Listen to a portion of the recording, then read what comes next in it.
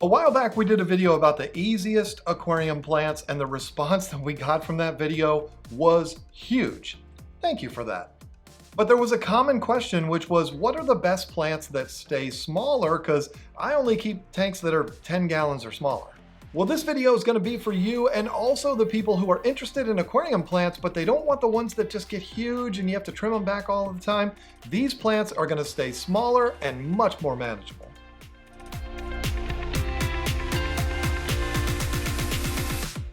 I'm a big fan of any and all Anubius plants. I love them, particularly this one, because this one gets nice and full without getting too huge, which makes it perfect for nano tanks, but it's by no means as small as some of the other plants we're going to talk about on this list. As with all Anubius varieties, these are rhizome plants, which means you're not going to want to plant these in your substrate. In fact, that would be lethal to them. Instead, you're going to want to attach this plant to a rock or a piece of driftwood with aquascaping glue or some black thread. Some people have expressed concern for this, wondering if the glue is safe for aquariums. I can assure you it is. In fact, if you use Seachem Flourish glue, you're using a product specifically made to be put in aquariums. And if you use thread, it's also something you don't have to worry about. It'll be there for a while and won't hurt anything, and it'll eventually just deteriorate on its own. And if you're still concerned about that, that's totally fine. There's two things that you can do. First would be find a natural little anchor point, like a little slit between two rocks or a little crevice or something like that. Jam it in there and just keep it from floating away. The second would be go ahead and still use that black thread. You can use it, and once the plant bonds itself to whatever you've put it on, just pull the thread out.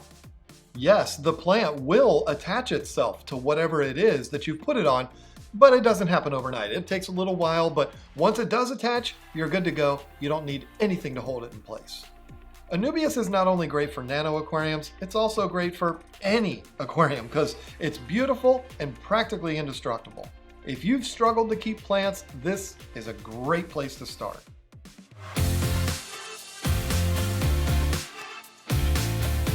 Taxiphyllum is one of my favorite plants in the entire hobby. I absolutely love it. I'm obsessed with it, and I love putting it in almost any of my fish tanks. But I'm going to refer to it by the common name of Java moss. Like I said, I'm obsessed with moss. I collect it from all over our property and keep it in small containers to use in future projects. John even used some in his pond. It's really the best thing to use to create that natural look so many of us are after, because think about it. When you see rocks in nature, you're almost always going to see moss on it. Well, this is a great way to recreate that in your aquarium. Just glue it down in small chunks, and before you know it, it'll completely cover whatever rock or piece of wood you attached it to. And it'll just grow and grow and grow, and all you have to do is trim it, but be careful because you have to be gentle when you trim it or you could pull it all off. I've done it. Just take my word for it. If you don't trim it, it'll just grow into this huge moss ball, which my shrimp love, but it doesn't look the best like in John's Izzy tank. John kept trimming this moss, but after I put like 10 cherry shrimp in there, I told him to just leave it alone. Yeah, it looks a little messy, but look at it. It's full of shrimp. Taxiphyllum is just one of those plants you stick in a tank and it just grows. I can't say anything other than it should be in all nano tanks. And it's perfect for beginners.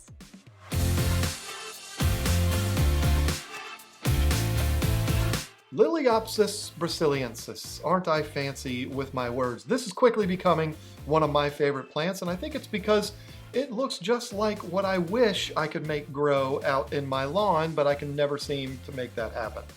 I guess if I can't have it in my yard, next best thing, put it in my fish tank. This plant is very different than the first two on this list because this is one you're going to want to plant in your substrate. And let me tell you, it looks so good in its pot, you're going to want to plant it just like it is. This is a huge mistake because if the conditions are right, this plant will spread really fast. Instead of planting it in one big bunch, divide it into a bunch of smaller pieces and spread it out throughout your substrate. Before you know it, the whole area will fill in and it'll look like a beautiful lawn. Yeah, it might look a little weird when you first plant it because you'll have big holes in there and stuff like that, but it'll fill in faster than you think. And to me, watching plants grow and spread out is just as much fun as watching fish grow. You spread this plant out around your substrate and you're looking at it and you're like, oh, I wish it could fill in. But before you know it, you walk in and you're like, oh, hey, wait a minute, that big spot that used to be there, that's not there anymore. It's like, it's all filled in. It's almost like magic. Plus, we're talking about nano tanks here, so we're not talking about a huge space anyway. It'll fill in really fast. If you've got all the money, then go ahead and plant it in there thick. Buy a whole bunch of these and just pack them in there tight. I guess you can have your instant gratification, but if you're like me and you like watching aquascapes mature, spread it out, let it do its thing, and trust me, you'll be glad you did. I make less money telling you that. I'm just saying, it's still worth the wait.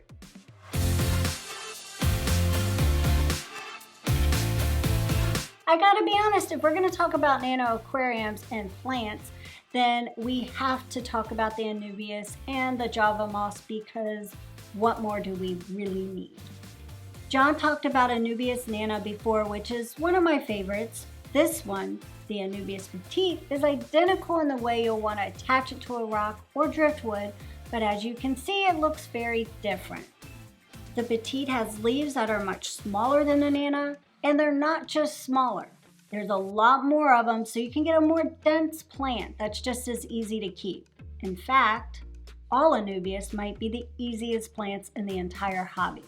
This is one of those things that you just need to see it and feel it, and you know what? It almost makes you think it's fake, but it's not. It's not an artificial plant. Anubius is a very rigid and stiff plant, so if you didn't know any better, you might even think it's an artificial plant. They're easy to keep, as easy as plastic plants, and they look amazing attached to a rock. Is this the perfect aquarium plant? I don't know. You tell me down in the comment section what you think.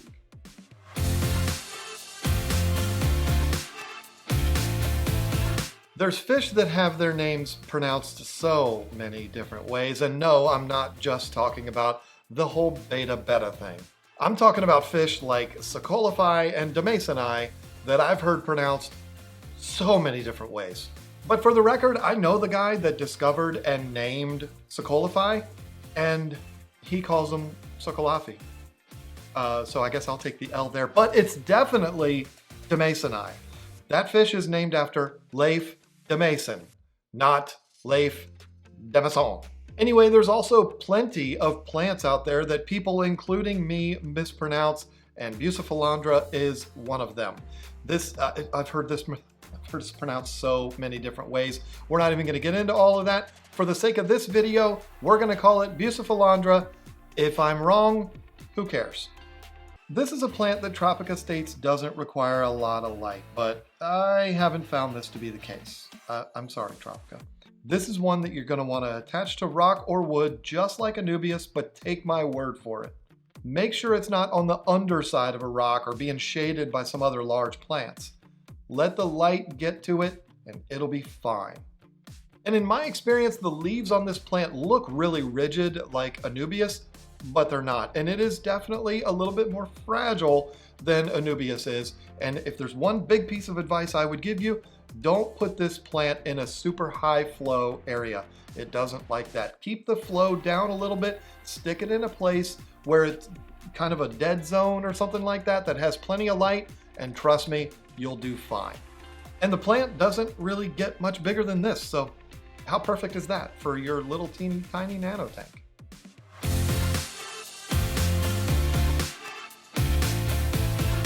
Back in the summer, I was fortunate to have Diana Walstead visit our fish house. While she was here, we scaped a couple of bowls using the Walstead method, and she taught me the right way to do it. Well, while we were scaping our bowls, John asked her what her favorite plant is, and she said, "Oh, that's easy, it's Sagittaria." I really like this plant, Sagittaria subulata. It's foolproof. It's just such a good grower and has been for a long time. And it doesn't get too big. She explained that they're easy to plant, especially if you use her methods. They grow rapidly and they'll fill up a bowl like this super fast. Well, take a look for yourself and you'll see she was absolutely right. Now, to be honest, I haven't trimmed the plants in these bowls at all. Not in mine and not in the one she did. I've just left them alone and let the shrimp and plants do their thing. One of the best things about doing these bowls with Diana is the fact that she gave me hers. I had no idea she was going to do that, and I've cherished it ever since. Just look at the way the plants have filled in. It's crazy, and this is with no filter. Just plants and water with shrimp, and one of the main plants in Diana's bowl is the Sagittaria. It was just a few small bunches of them that she put in the soil and sand substrate, and they went totally crazy. I just love it. This is a super easy plant. It's available in pots and tissue cultures, and we get them in both ways as much as we can. If you want them and we've got them, you better snatch them up quick, because trust me, they don't last long.